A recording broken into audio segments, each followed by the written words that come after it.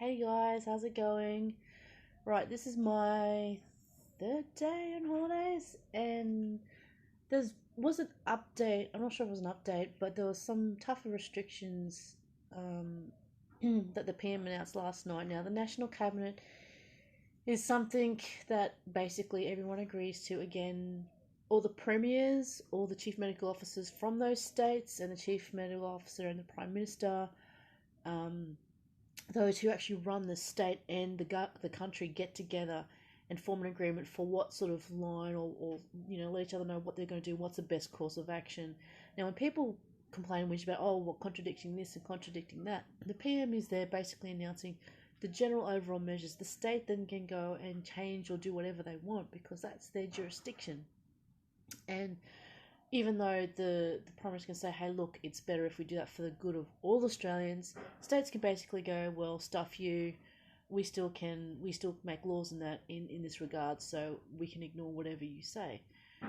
Having said that, had to fact check this morning because there's quite a few people who are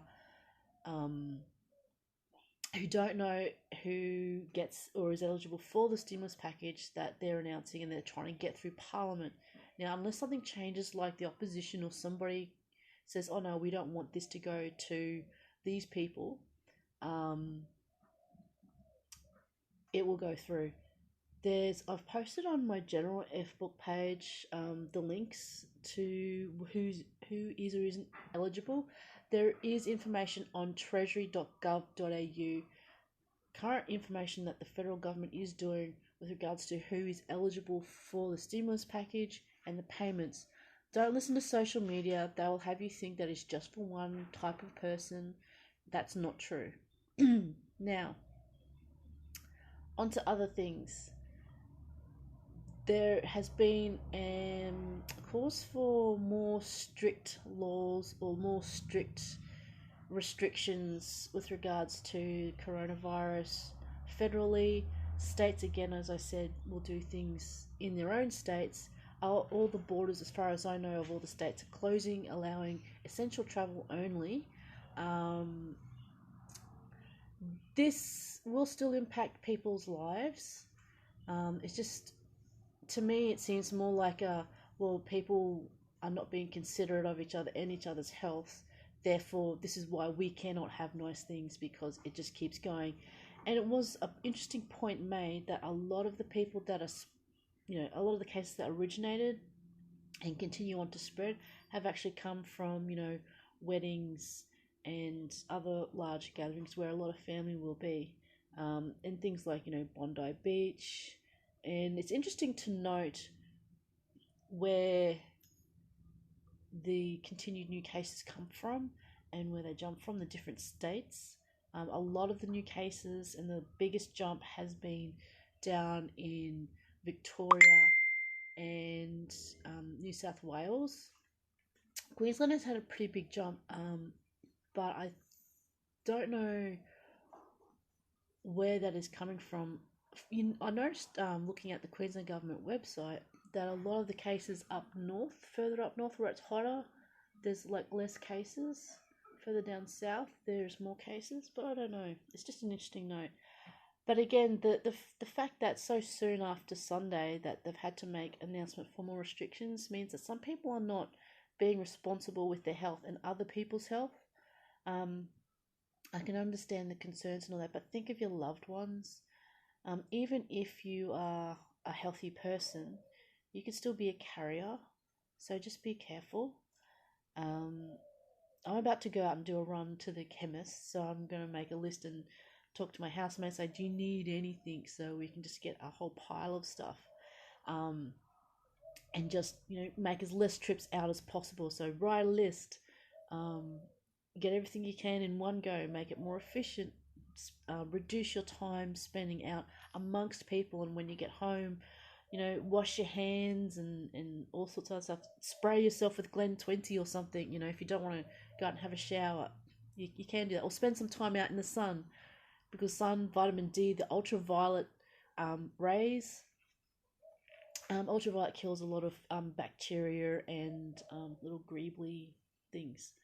So definitely keep calm. As I said, try and get primary sources with regards to things like payments and things that you need to do to keep safe.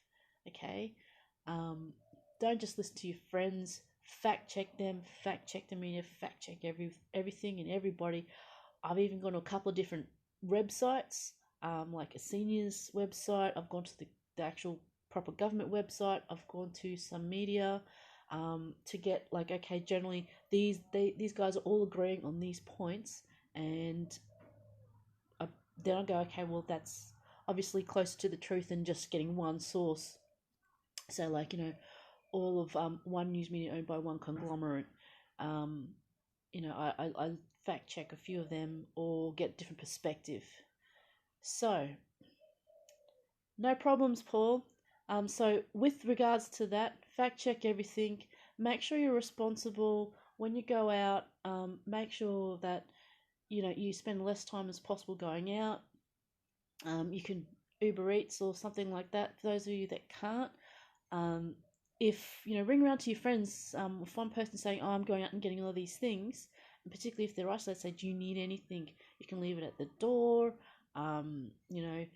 You do the round so that each of you is spending as less time possible going out. When you come back in, by all means, Glen 20 yourself, spray yourself with disinfectant, very clean, whatever you've got. If you need to, or even spend some time out in the sun, relaxing and getting up. Number one, vitamin D, very good for your immune system. Number two, UV does kill germs, so that's a very good thing to do. And it's relaxing and good for your mental health and well-being as well. Okay, so this is why some people can't have nice things, is because, and it ruins it for everybody, some people are a bit too laissez-faire. I'm not saying go to the other extreme and go panic and be afraid, because if you're afraid and you're scared, that is also bad for your health. So take things as they come, fact check, calm your mind, get a bit of sun, help each other, get more in touch with your friends, family, community, and just be aware. Be alert.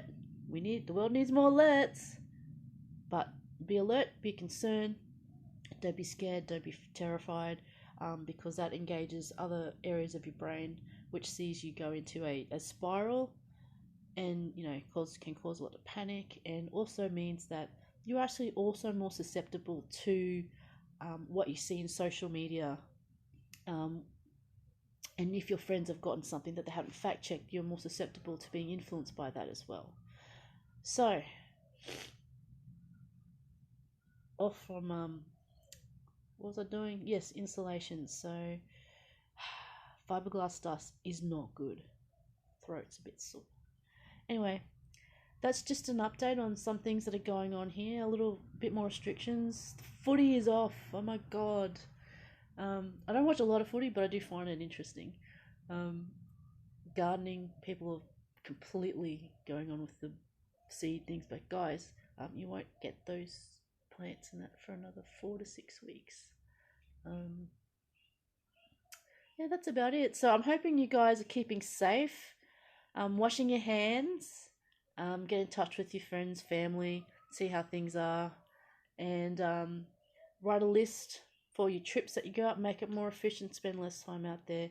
But then again, also keep in touch, even if by like social media and all that. Some friends I know, they're having like online get-togethers, streaming and chatting and having cups of tea and stuff like that. Great way to keep in touch with people. And one person suggested, since some people are homeschooling, pen pals, actual old traditional writing to people, keeping the post going, keeping people connected any way that you can. I'm not quite into the whole social distancing terminology. For me, it's like physical distancing. So, because it's actual logically, physically distancing yourself from people. Socially distancing yourself is something different. But again, to me, semantics, bit of logic, I don't know. Anyway, I'll catch you guys later for hump day. Hope it's not too humpy, or maybe a lot humpy. I'll catch you guys later. Stay safe. Bye.